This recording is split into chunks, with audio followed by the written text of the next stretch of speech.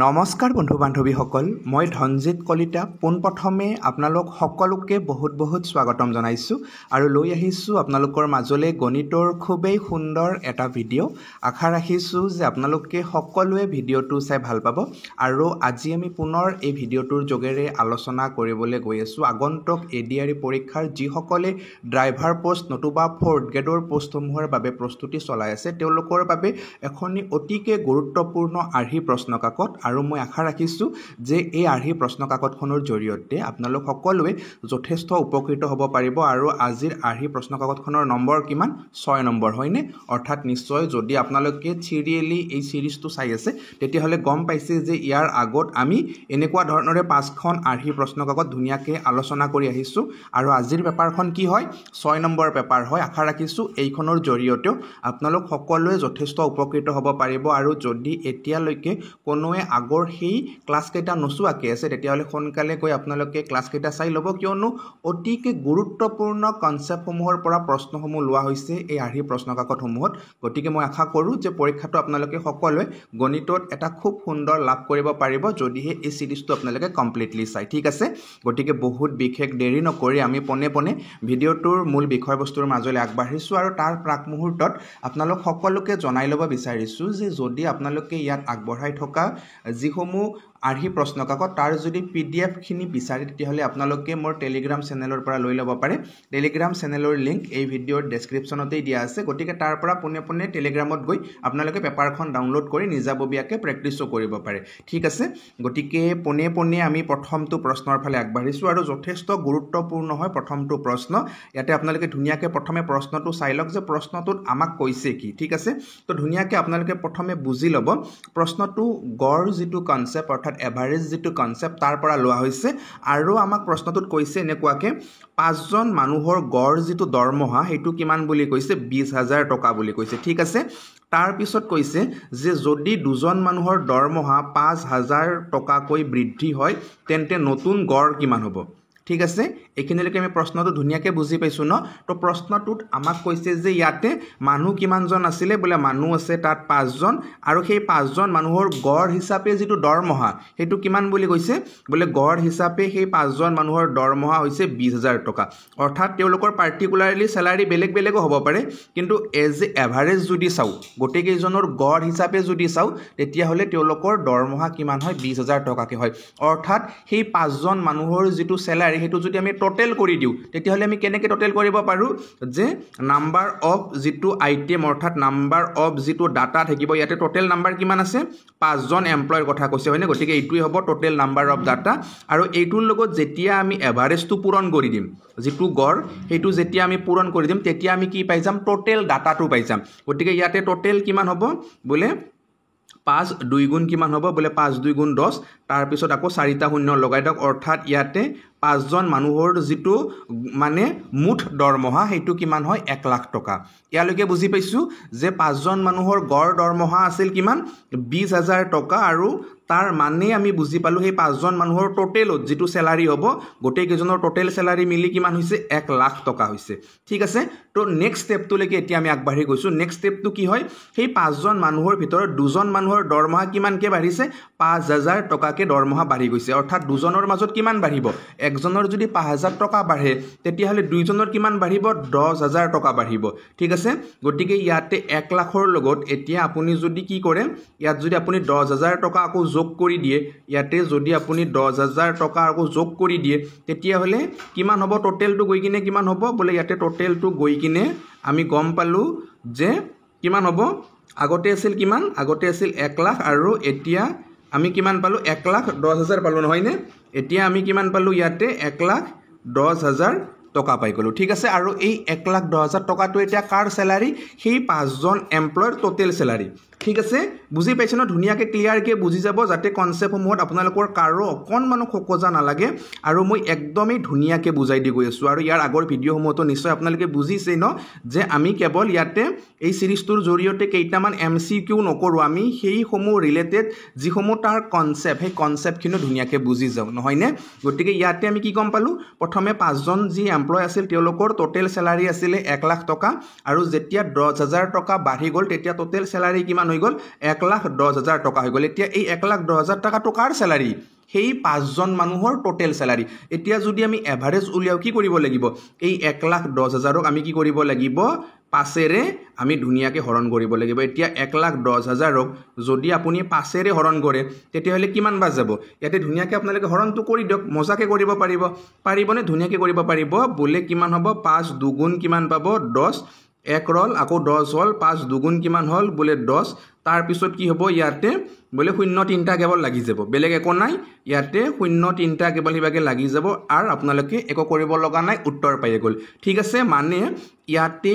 যি নতুন গড় আমি পালো সেই নতুন গড় আমি কিমান পালো 22,000 টকা পালো ঠিক আছে বুজিছে ন কনসেপ্ট খিনি ধুনিয়াকে বুজি যাওক আৰু কনসেপ্ট যেতিয়া বুজিব তেতিয়া দেখিব যে প্ৰবলেম একো নাথাকে কিন্তু এনেই যদি আমি কৰি যাও তেতিয়া হলে কি হ'ব কেনেকে বা কৰিল হয়নে তেনেকুৱা লাগে নে গটিকে আমি ধুনিয়াকে বুজি যাম মেইন কনসেপ্ট খিনি তাৰ পিছত দেখিব পৰীক্ষাত প্ৰশ্নসমূহ আমাৰ ধুনিয়াকে ক্লিয়াৰ হৈ গৈ আছে এতিয়া তাৰ পিছৰ প্ৰশ্নটো আপোনালোকে ধুনিয়াকে চাওকচোন ইয়াতে কি কৈছে যে তিনিটা সংখ্যা আছে আৰু সেই তিনিটা সংখ্যাৰ যেটো লখাগু হেতু কিমান বুলি কৈছে 120 বুলি কৈছে গটিকে সুধিছে যে ইহতৰ গখাউ হ'ব নোৱাৰে অৰ্থাৎ এই যি তিনিটা নাম্বাৰ আছে সেই তিনিটা নাম্বাৰৰ যদি LCM 120 হয় তেতিয়া হলে সেই নাম্বাৰ তিনিটাৰ তলৰ কোনটো HCF হ'ব নোৱাৰে LCM আমাক দিয়া আছে 120 এতিয়া তলৰ কোনটো HCF হ'ব নোৱাৰে আমাক সুধিছে আৰু চাৰিটা যি অপচন দিছে তাৰ পৰা আমি বাছি উলিয়াব লাগে তো তাৰ আগত আমি ধুনিয়াকে ইয়াৰ কনসেপ্টটো জানিব লাগিব যে যেতিয়া দুটা হোক বা তিনিটা হোক বা চাৰিটা হোক যিমানে নাম্বাৰ নিদিয়ক কিয় তাৰ যেটো LCM থাকিব ঠিক আছে তাৰ যেটো LCM থাকিব ইয়াতে যেটো LCM 120 ৰ কথা কৈছে তো আমি 120 তে ধৰি লৈছো বাৰু যে এই যেটো LCM হ'ব এই LCM ৰ পৰা যদি আমি HCF চাব লাগে ঠিক আছে তেতিয়া হলে আমি সদায় মনত ৰাখিব লাগিব যে সেই HCF টো কি হ'ব সদায় ইয়াৰে এটা উৎপাদক হ'ব ঠিক আছে কি হ'ব সদায় ইয়াৰে এটা উৎপাদক হ'ব তাত বাহিৰে বেলেগ কেতিয়াও হ'ব নোৱাৰে ওকে ক্লিয়াৰ তো ইয়াৰে যদি এতিয়া আমি উৎপাদকসমূহ উলাই লও তেতিয়া হলে আমি মজাকে উলিয়াব পাৰিম তো এতিয়া ইয়াক ধুনিয়াকে চাওক আপোনালোকে কি হ'ব বলে 120ক আমি যদি 2 ৰে হৰণ কৰো তেতিয়া হলে 60 বাজ যাব ঠিক আছে অৰ্থাৎ 2 আৰু 60 আমি মজাকে পাই গৈছো 1 আৰু 120 সেই দুটা তো আছেই তাৰ উপৰি আমি গম পাইছো যে 2 আৰু 60 ঠিক আছে তো তাৰ পিছত যদি আমি চাও যে ইহতক আকৌ আমি কিহেৰে হৰণ কৰিব পাৰিম 3 ৰে পাৰিম হয়নে বলে যদি আমি 3 আৰু আমি যদি বাগে 40 লগাই দিও তেতিয়া হলে আমি ধুনিয়াকে পাই যাম মানে 3 আৰু 40 কি হ'ব ইহতৰ মানে উৎপাদক হ'ব তাৰ পিছত যদি আমি চাও যে 4 আৰু 30 তেতিয়া হ'বনে বলে তেতিয়াও ধুনিয়াকে হ'ব তাৰ পিছত যদি আমি চাও যে 5 ৰে কিমান বাজ যাব 120 বলে 5 দুগুণ কিমান হ'ব 10 আৰু 5 4 গুণ 20 মানে 24 আৰু 5 আমি ধুনিয়াকে পাই গলো ক্লিয়াৰ তাৰ পিছত যদি আমি 6 দি চাও 6 ৰে যাবনে বলে 6 আৰু 20 হ'ব ধুনিয়াকে হাতেৰে তো না যায় হাতেৰে যাব নেকি যদি আমি 120ক হাতেৰে যাইনে চাও তেতিয়ালে হাতেৰে আমি 120ক কি কৰিব নোৱাৰো বিভাজ্য কৰিব নোৱাৰো কিন্তু যদি আমি এবাৰ 8ৰে চাও 8ৰে 120ক কিমান বাৰ যাব বলে 8ৰে যদি আমি 120ক হৰণ কৰো তেতিয়ালে 15 বাৰ যাব অৰ্থাৎ আমি ইয়াতে লিখিব পাৰো আকৌ 8 তাৰ পিছত 15 এটো কি হ'ব উৎপাদক হ'ব তাৰ পিছত যদি আমি 9 ৰে চাও 9 ৰে 120ক যাবনে বলে 9 ৰে 120ক না যায় কাৰণ অংকবিলাকৰ যোগফলটো কেতিয়াও 9 নহয় ইয়াতে তাৰ পিছত যদি আমি 10 ৰে চাও 10 ৰে কিমান বাৰ যাব 10 ৰে কিমান বাৰ যাব বলে 12 বাৰ যাব হয়নে 10 যদি আমি চাও 10 ৰে কিমান বাৰ যাব 12 বাৰ যাব অৰ্থাৎ আমি যদি টোটেল ইয়াৰ যিকেইটা ফ্যাক্টৰ আছে ফ্যাক্টৰসমূহ যদি ইয়াতে চাও ধুনিয়াকে আমি গমে পাই গৈছো যে 120ৰ উৎপাদক কি হ'ব 1 আৰু 120 ইহতটো আছে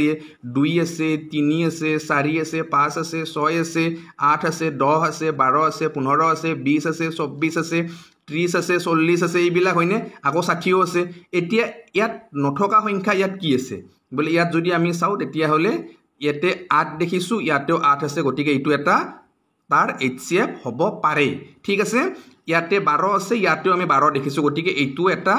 HCF হ'ব পাৰে ইয়াত 24 আছে আমি ইয়াতো 24 দেখিছো গটিকে এইটো এটা HCF হ'ব পাৰে কিন্তু ইয়াত 35 আছে ইয়াত 35 আমি দেখা পোৱা নাই তাৰ মানে 35 টো এটা 120ৰ ফ্যাক্টৰ নহয় উৎপাদক নহয় গটিকে আমি গম পাম যে এইটোৱে কি হ'ব ইয়াৰে শুদ্ধ উত্তৰ বুজি পাইছে ন এতিয়া সব কথাখিনি আপোনালোকক মই অকমান বেছি বহলাই বুজাই দি আছো যেহেতু আপোনালোকৰ হয়তো বহু সংখ্যকৰ মই কমেন্টসমূহ চাই লক্ষ্য কৰিছো যে গণিতৰ চৰ্চা একেবাৰে কম এতিয়া এই অংকটো যদি মই গ্ৰেড বুদ্ধিৰ বাবে বুজাই দিলোঁ তেতিয়াহ'লে মই একদম সোনকালে কথাখিনি কৈ কিনে শেষ কৰি লৈ কিন্তু আপোনালোককো যদি মই তেনেকুৱাকৈ লৈ যাওঁ তেতিয়াহ'লে আপোনালোকে ঢুকি নাপাব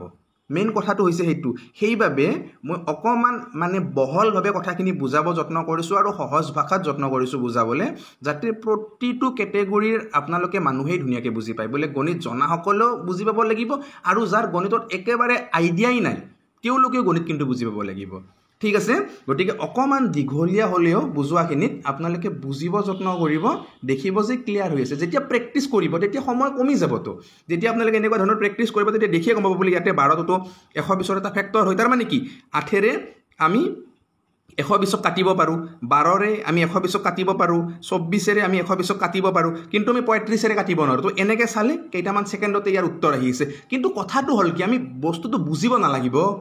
তো সেইবাবে মই ধুনীয়াকৈ বুজাই দি গৈ আছোঁ যাতে আপোনালোকৰ মেথছ ক্লিয়াৰ হৈ যায় ধুনীয়াকৈ তাৰ পিছৰটো প্ৰশ্ন চাবছোঁ এতিয়া আপোনালোকে তো ইয়াতে যিটো প্ৰশ্ন লোৱা হৈছে এইটো বহুতেই বেছি গুৰুত্বপূৰ্ণ প্ৰশ্ন আৰু পৰীক্ষাত এনেকুৱা ধৰণৰ প্ৰশ্ন বহুতবাৰ আহিছে সেয়া লাগিলে আমাৰ অসমৰ যিকোনো ধৰণৰ পৰীক্ষা হওক নতুবা যিখিনি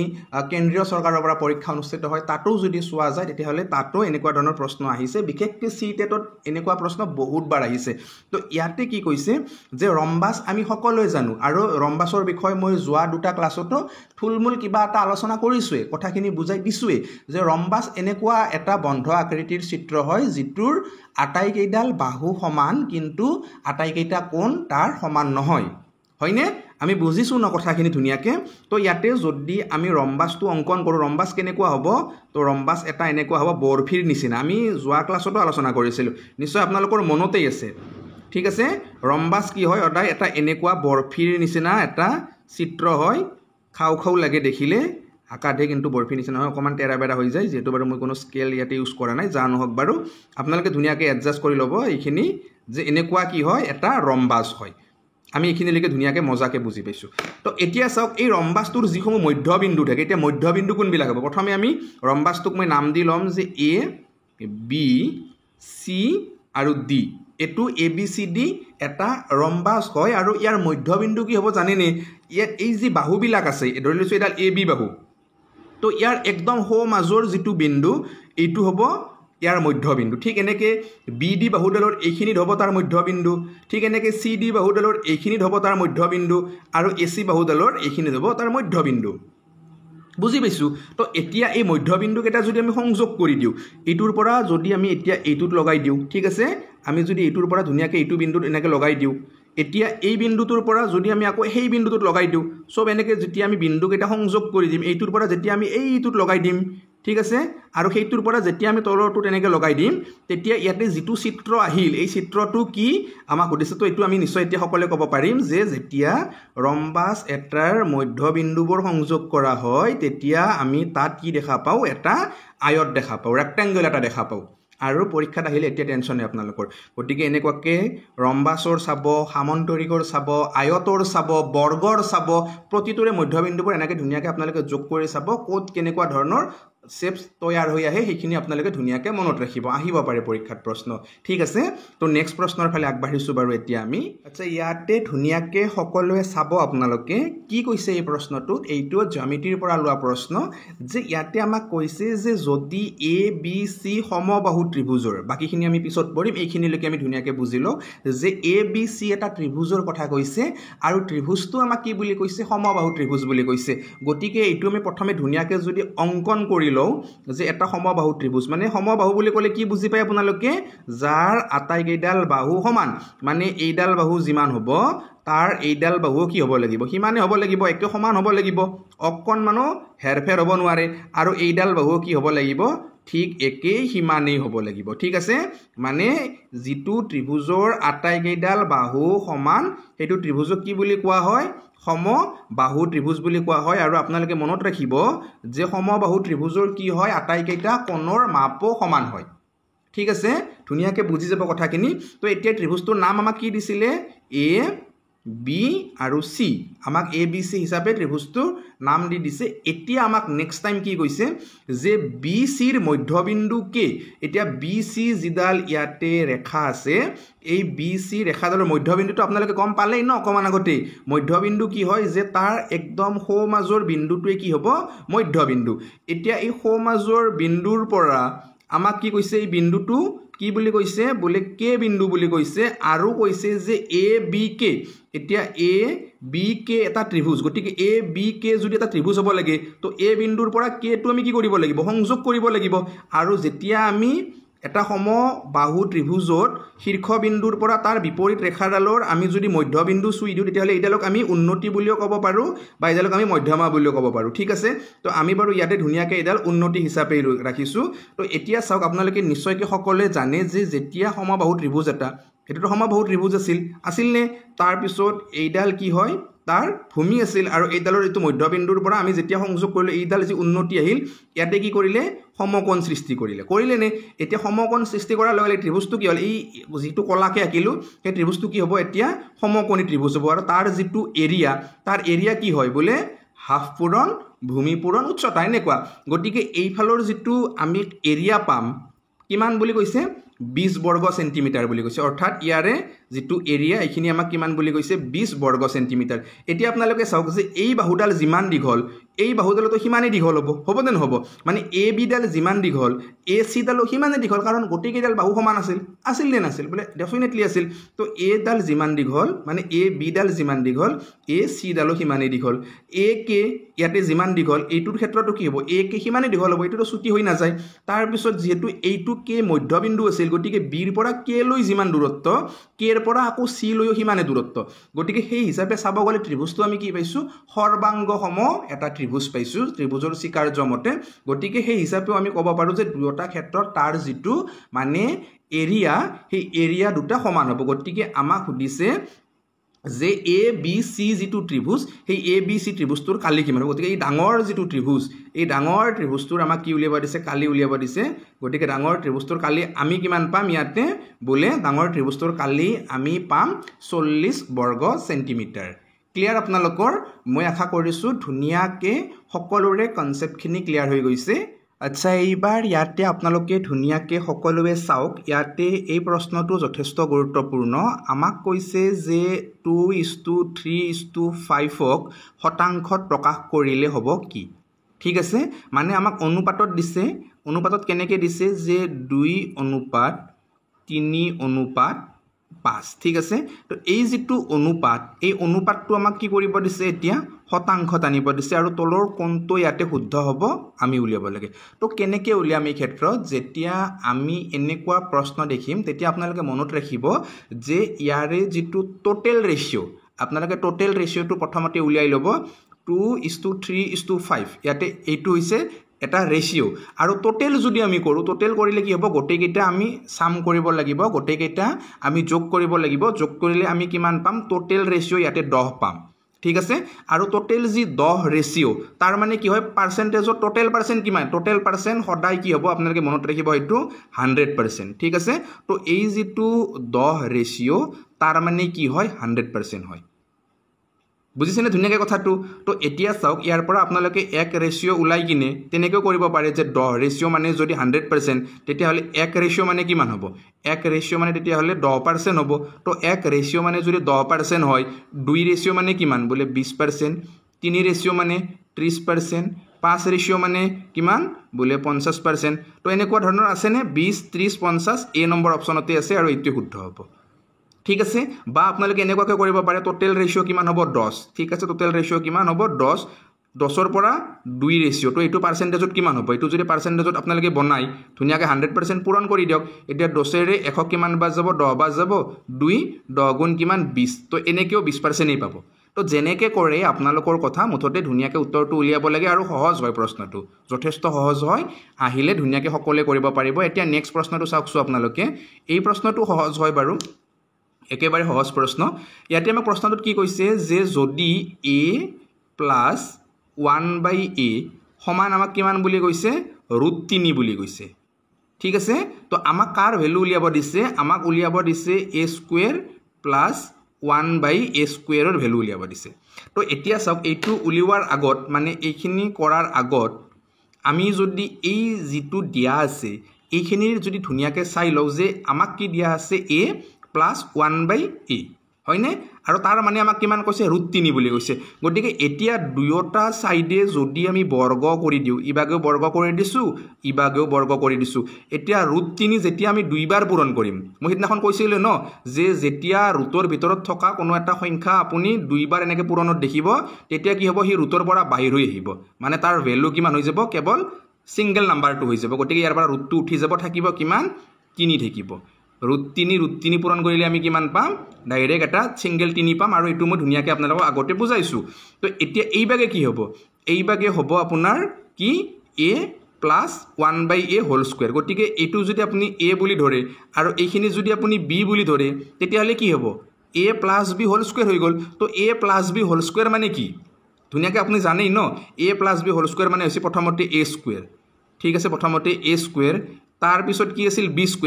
মানে কি এইটো b ভ্যালু বুজাই আছে 1/a এইটো b ভ্যালু বুজাই আছে গতিকে এইটো ধুনিয়াকে আপুনি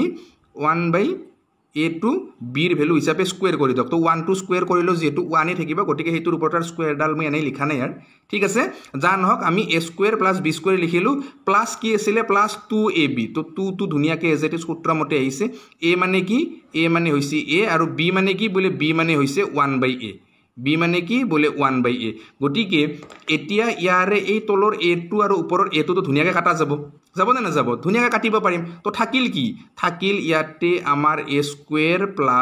1/a² আৰু কি থাকিল ইয়াতে +2 থাকিল নে +2 থাকিল সমান কি হ'ব হিবাগে কি আছে 3 আছে ঠিক আছে ইয়ালৈকে তো এতিয়া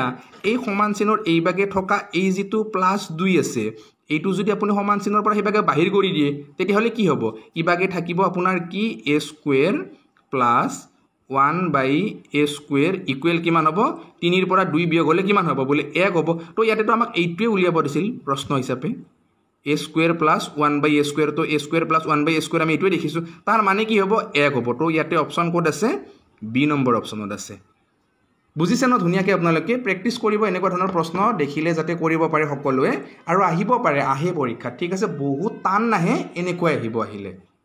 ঠিক আছে আচ্ছা এইবাৰ ইয়াতে ধুনিয়াকে আপোনালোকে এই প্ৰশ্নটো চাওক এই প্ৰশ্নটো বাৰু গড় যেটো কনসেপ্ট হেতুৰ পৰাই লোৱা হৈছে আমি প্ৰথমতে আজি গড়ৰ এটা প্ৰশ্ন কৰিছো আৰু ইয়াতে আমি আকৌ এটা গড়ৰ পৰাই প্ৰশ্ন লৈছো চাওক ইয়াতে আমাক কৈছে যে 11 জন মানুহ আছে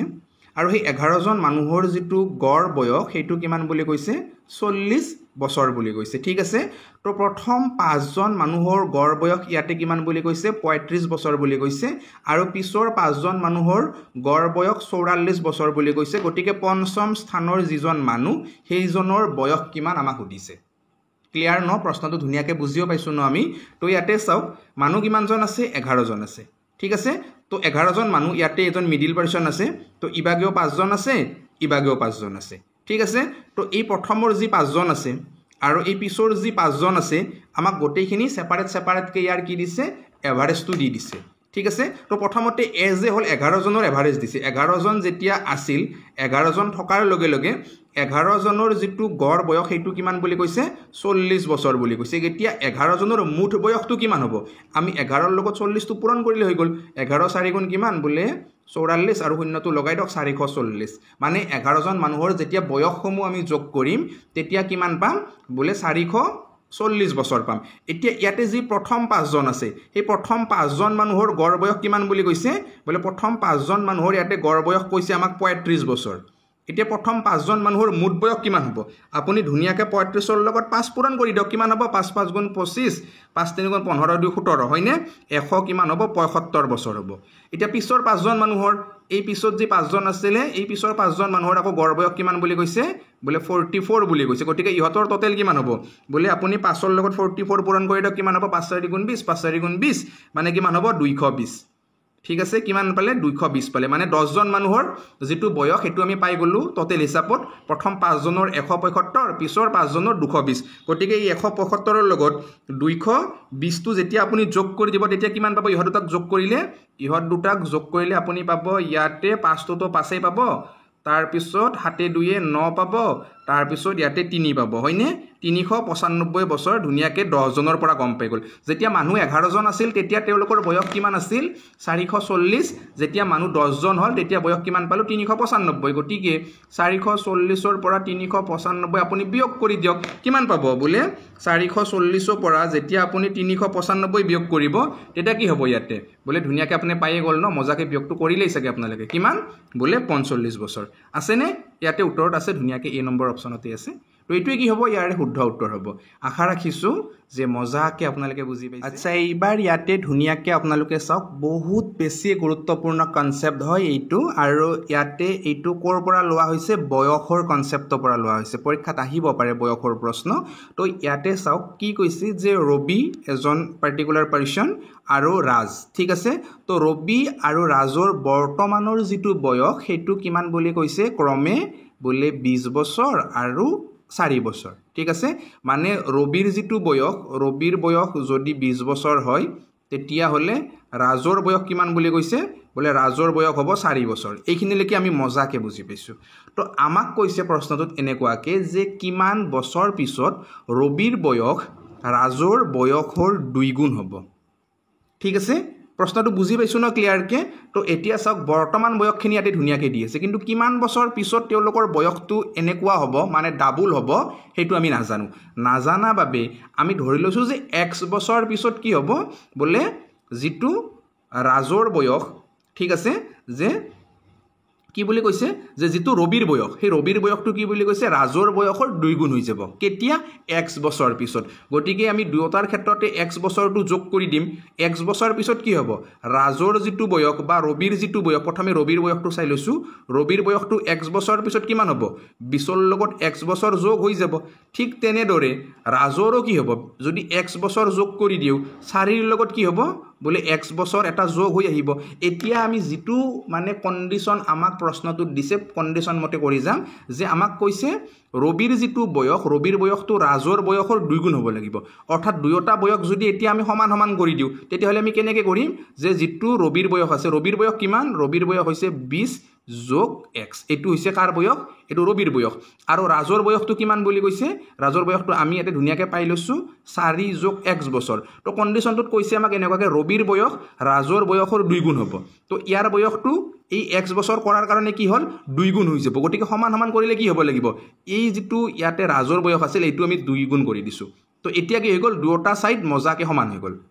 বুজিছে ন ধুনীয়াকৈ কনসেপ্টটো বুজিছে ন কনসেপ্ট বুজক তাৰ পিছত ধুনীয়াকৈ কোৱেশ্চন কৰিব পাৰিব আপোনালোকে তো কনসেপ্টটো সদায় মেইন হয় তো ইয়াতে আমি ধুনীয়াকৈ গম পালো যে x বছৰ পিছত ৰবিৰ বয়স আমি গম পালো যে ৰবিৰ বয়স হৈছে কিমান 20 যোগ x বছৰ আৰু x বছৰ পিছত ৰাজৰ বয়স আমি কিমান পালো 4 যোগ x বছৰ কিন্তু কন্ডিশনটো কি হ'ল যে x বছৰ পিছত যেটো ৰবিৰ বয়স আছে ৰবিৰ বয়সটো কাৰ 2 গুণ ৰাজৰ 2 গুণ মানে ৰাজৰ বয়সটো 2 গুণ কৰি দিলে আমি কাৰ সমান পাম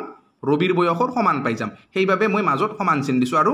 ইয়াতে ৰাজৰ বয়সৰ লগত 2 গুণ পূৰণ কৰি দিছো এতিয়া চাওক এইখিনি যদি আমি ধুনীয়াকৈ সিম্পলিফাই কৰো তেতিয়া হলে ইয়াতে আমি কেনেকৈ কৰিম ইয়াতে এটো যেনেকৈ আছে 20 যোগ x এটো আমি তেনেকৈ লিখিম এতিয়া সমান চিনৰ সেই ভাগে যদি চাম 2 4 গুণ কিমান হ'ব 8 হ'ব যোগ 2x গুণ কিমান হ'ব 2x গুণ কি বোলে 2x গুণ 2x এ হ'ব এইখিনিলৈকে বুজি পাইছো ন ধুনীয়াকৈ তো এতিয়া x থকা ৰাখিখিনি x সাইড কৰি দিয়ক x নোহোৱাখিনি x সাইড কৰক তো ইবাগে 8 টো আছে সমান চিনৰ পৰা যদি ইবাগে লৈ আহো কি হ'ব ইবাগে যোগত আছে ইবাগে হিলে বিয়োগ হ'ব তো 12 ৰ পৰা 8 বিয়োগ হলে 12 ৰ পৰা 20 ৰ পৰা ইয়াতে যেতিয়া 8 বিয়োগ হ'ব তেতিয়া কিমান হ'ব বলে 12 হ'ব 12 টো বাৰু মুখৰ পৰা ওলাইছিল ঠিকই আছিল 12 আমি পালোই জেনিবা ঠিক আছে মানে 20 ইবাগে আছে ইবাগে 8 টো উঠি আহিলে বিয়োগ হল 20 ৰ 8 গলে আমি কিমান পালো 12 পালো তো সমান চিন x টো ইবাগে যোগ আছে হিবাগে গলে কি হ'ব বিয়োগ হ'ব তো হিবাগে অলৰেডি দুটা x আছে দুটা x ৰ পৰা এটা x গলে কিমান হ'ব এটা x থাকিব তো x ৰ ভ্যালু আমি পাই গলো এটা x মানে কি বলে 12 অৰ্থাৎ আমি গম পালো যে যেতিয়া 12 বছৰ পাৰ হৈ যাব তেতিয়া যেটো ৰবিৰ বয়স হেতু ৰাজৰ বয়সৰ 2 গুণ হৈ যাব কেতিয়া 12 বছৰ পিছত তো এতিয়া বৰ্তমান কিমান ৰবিৰ বয়স বলে বৰ্তমান ৰবিৰ বয়স 20 বছৰ আৰু ৰাজৰ বয়স 4 বছৰ তো 12 বছৰ পিছত কি হ'ব 12 বছৰ পিছত ইয়াৰ লগত যদি আমি 12 যোগ কৰি দিও ইয়াৰ লগত যদি আমি 12 যোগ কৰি দিও কি হ'ব এটাৰ বয়সটো ধুনীয়াকৈ পাম কিমান বলে 32 বছৰ এটাৰ বয়সটো কিমান পাম আমি 12 4 16 বছৰ তো 2 গুণ পাইছো নে 32 টো কি 16 2 গুণ হয় তো ধুনীয়াকৈ কন্ডিশন মিলিছে মানে 12 ইয়াতে এ নম্বৰ অপচন শুদ্ধ আছে ক্লিয়াৰকে বুজি যাওক যাতে অকণমানো কাৰো খকজা নাথাকে নেক্সট প্ৰশ্নটোৰ ফালে আগবাঢ়িছোঁ আৰু এনেকুৱা প্ৰশ্ন কৰিছোঁ আমি বহুবাৰ কৰিছোঁ কি দিছে প্ৰশ্নটোত আমাক কৈছে যে এটা বৰ্গ আছিলে আৰু বৰ্গটোৰ বাহু 25% বঢ়াই দিয়া হৈছে তেন্তে ইয়াৰ ক্ষেত্ৰফলত কি প্ৰভাৱ পৰিব তো এটা বৰ্গ এইটো বৰ্গ জানে ন আপোনালোকে যে যাৰ আটাইকেইডাল বাহু আৰু আটাইকেইটা কোণ সমান তাকেই আমি বৰ্গ বুলি কওঁ এতিয়া এইটো বৰ্গ আছিল আমাক কি বুলি কৈছে বৰ্গৰ বাহু 25% বঢ়াই দিছে তো 25% মানে কি হয় পাৰ্চেণ্টটো যদি আমি উঠাই দিওঁ তেতিয়াহ'লে কি হ'ব 25টো আমি লিখিব পাৰিম 4/1 অৰ্থাৎ আগৰ এই যিটো বৰ্গ আমি যদি ধৰি লওঁ যে ইয়াৰ যি বাহু যদি 4 ৰেচিঅ'ৰ বৰাবৰ আছিল বাহু যদি 4 ৰেচিঅ'ৰ বৰাবৰ আছিল নতুন যিটো বৰ্গ হ'ব যেতিয়া বাঢ়ি গ'ল 25% তেতিয়া কি হ'ব বাঢ়ি যোৱাৰ পিছত যিটো নতুন বৰ্গ আহিল নতুন বৰ্গটোৰ বাহু কিমান বাঢ়িব 25% মানে 4ত 25% বাঢ়া মানে কি 4ত 1 বাঢ়িছে গতিকে বৰ্গটো কি হৈ যাব এতিয়া বাহুবিলাক 5 হৈ যাব ঠিক আছে 5 হৈ যাব তো আগত যেটো এৰিয়া আছিল আগত এৰিয়া কিমান আছিল বলে আগত এৰিয়া বৰ্গৰ এৰিয়া কেনেকে বাহু পূৰণ বাহু তো বাহু পূৰণ কৰিলে আমি কিমান পাম 4 গুণ 16 তো এতিয়া কিমান হৈছে বলে 5 গুণ 25 তো এতিয়া নিশ্চয়কৈ বাঢ়িছে কিমান বাঢ়িছে বলে আগতে 16 আছিল এতিয়া 25 হৈ গৈছে গতিকে বাঢ়িলে কিমান 16ৰ পৰা আপুনি 25টো কি কৰক বিয়োগ কৰক মানে কি 25ৰ পৰা আপুনি 16টো বিয়োগ কৰক ধুনিয়াকৈ ইয়াৰ পাৰ্থক্য পাই যাব কিমান হ'ব বলে 9 ৰেচিঅ' বাঢ়িছে এই 9 ৰেচিঅ'টো কাৰ ওপৰত বাঢ়িছে এই 9 ৰেচিঅ'টো বাঢ়িছে 16ৰ ওপৰত কাৰ ওপৰত 16ৰ ওপৰত গতিকে 16/9 যদি আপোনালোকৰ মনত আছে তেতিয়াহ'লে তালিকা যিসকলে পঢ়ে বা যিসকলে পাৰ্চেণ্টেজৰ তালিকা চাইছে নিশ্চয় আপোনালোকে কৰিব পাৰিব নিশ্চয় আপোনালোকে হয়তো ইমান টাইমলৈকে পাৰিলে যে 16/9 তাৰ মানে কি আছিলে 56.25% আছিলে হয়নে বা যদি আপোনালোকে ইয়াৰ লগত 100% টো পূৰণ কৰি দিয়ে তেতিয়া হলে বাৰু ইয়াৰ উত্তৰটো পাব অকমান কাটাকাটি কৰিব পাৰে ইয়াতে 4 ৰে ধুনিয়াকৈ কাটিলো 4 গুণ 16 4 25 গুণ কিমান হ'ব ইয়াতে 100 গতিকে ইয়াতে আপোনালোকে ধুনিয়াকৈ যদি এইবাৰ চাই 4 2 কাৰো কাটাকাটি না যায় 25 9 গুণ প্ৰথমতে পূৰণ কৰি ল'ব বলে 25 9 গুণ কিমান হ'ব ইয়াতে 25 9 গুণ হ'ব আপোনাৰ 225 কিমান হ'ব 25 9 গুণ ওপৰত হ'ব আপোনাৰ 225 তাৰ পিছত তলত কিমান হ'ব বলে তলত হ'ব ইয়াতে 4 যেহেতু আছিল 4 তো 4 ৰে 225ক আপুনি ধুনিয়াকৈ হৰণ কৰি দিয়ক 225ক যেতিয়া আপুনি 4 ৰে হৰণ কৰিব তেতিয়াও কিমান পাব ইয়াৰ যেটো উত্তৰ হেতু 56.25 পাব ঠিক আছে মানে এইটো শুদ্ধ উত্তৰ হ'ব কিন্তু যদি কাৰোবাৰ মনত আছে ভাল কথা 16/9 মানে কি হয় 56.25% হয় ঠিক আছে ক্লিয়াৰ একদম মজাক ধুনিয়া বুজি পাইছে বাৰু নেক্সট টাইম চাওক এটু বাৰু আজিৰ ক্লাছৰ শেষৰটো প্ৰশ্ন মই 10টা প্ৰশ্ন লৈ আহিছো বাৰু আজি পুনৰ আপোনালোকৰ মাজলৈ নেক্সট ক্লাছত মই আকৌ খুব সুন্দৰ 10টা প্ৰশ্ন লৈ আহিম তো ইয়াতে এটা সিকোয়েন্স দিয়া আছে এটা সিৰিজ দিয়া আছে আৰু সিৰিজৰ পৰা প্ৰশ্ন দেখাৰ চান্স বহুত বেছি আছে মজাকে চাব আৰু বুজিব যে সিকোয়েন্সটো কেনেকৈ আগুৱাই গৈছে ইয়াতে 2 আছে 2 ৰ পৰা কি হৈছে 5 হৈছে মানে 2 ৰ লগত 3 যোগ হৈছে 5 হৈছে 5 ৰ পৰা 9 হৈছে মানে 5 ৰ লগত 4 যোগ হৈছে 9 ৰ পৰা কি হৈছে বলে 9 ৰ পৰা 19 হৈছে ঠিক আছে 9 ৰ পৰা কি হৈছে 19 হৈছে অৰ্থাৎ ইয়াতে 10 যোগ হৈছে তাৰ পিছত 19 ৰ পৰা কি হৈছে 37 হৈছে গতিকে ইয়াতে কিমান যোগ হৈছে বলে 19 ৰ পৰা 37 হৈছে তাৰ মানে কি ইয়াত যদি আমি চাও তেতিয়া হলে কিমান যোগ হৈছে 18 যোগ হৈছে কিমান যোগ হৈছে 18 যোগ হৈছে অৰ্থাৎ ইয়াতে যেটো সিকোয়েন্সত কথাখিনি আগুৱাই গৈ আছে সেই সিকোয়েন্সটো যদি আমি চাও তেতিয়া হলে প্ৰত্যেক বাৰতে ইয়াতে বেলেগ বেলেগ ডিফাৰেন্স ওলাইছে আৰু বেলেগ বেলেগ ডিফাৰেন্স ওলাইছে মানে কি আমিতো এটো কৰিব নোৱাৰিম নে পাৰিম বলে এইটোতো আমি কৰিব নোৱাৰিম গতিকে এইটো যদি আমি কৰো তেতিয়া হলে আমি বেলেগ প্ৰসেস লগাব লাগিব আমি কেনেকৈ ধৰণে সিকোয়েন্সটো আগুৱাই গৈছে হেতু আমি প্ৰথমে ধুনিয়াকৈ জানিব লাগিব হয়নে তে ধুনিয়াকৈ আপোনালোকে চাওকছো নিশ্চয়কৈ সিকোয়েন্সটো অকমান হলে কিবা বুজিব পাৰিছে হয়নে মানে প্ৰথমতে নাম্বাৰ কেইটা ধুনিয়াকৈ এক্সট্ৰাকৈ লিখি লৈছো বাৰু ইয়াতে যে 2 তাৰ পিছত 5